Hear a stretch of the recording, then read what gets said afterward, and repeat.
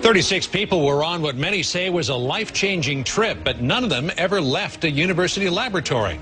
They volunteered to take the psychedelic ingredient that puts the so-called magic in certain kinds of mushrooms. And now there's a surprising follow-up.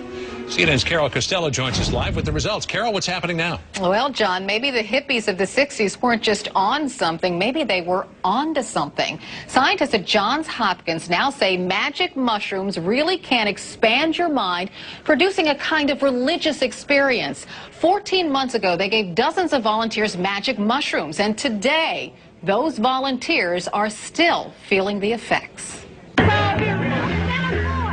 The whole Johns Hopkins study seems just so hippy-dippy 60s. It brings to mind Timothy Leary, the man who first widely touted the alleged magic in this tiny mushroom.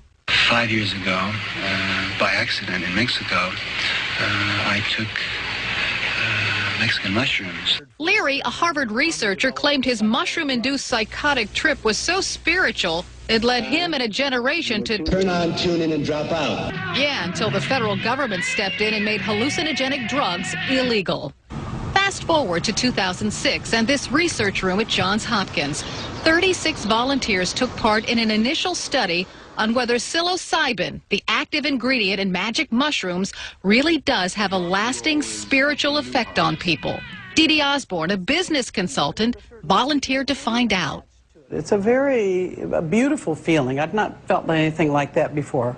Osborne, lying on this couch, received one dose over an 8-hour period. She saw a kaleidoscope of colors. Then there was a tearing open of my heart, and then the feeling that we were all one. The effects of that single session are still with her 14 months later, and with other volunteers. The study says at 2 months, the volunteers rated the experience as having spiritual significance and sustained positive changes in behavior.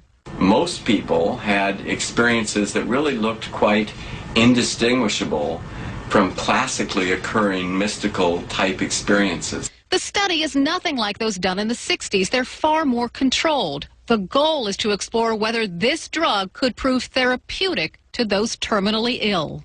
Volunteers who are under psychological distress secondary to a cancer diagnosis. And the thought here is that an experience of this type, primary mystical experience, might well alter the course and the perception that the individual has of their disease process and quality of life.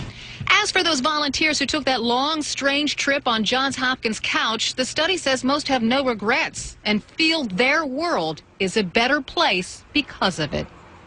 Now, please keep in mind magic mushrooms are illegal in the United States, and they can be dangerous if taken without strict supervision.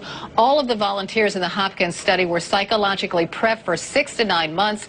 Johns Hopkins scientists say the magic mushrooms can also produce fear and intense anxiety in some people. John? Fascinating study, Carol. I'm sure a lot of people are saying, where do we sign up?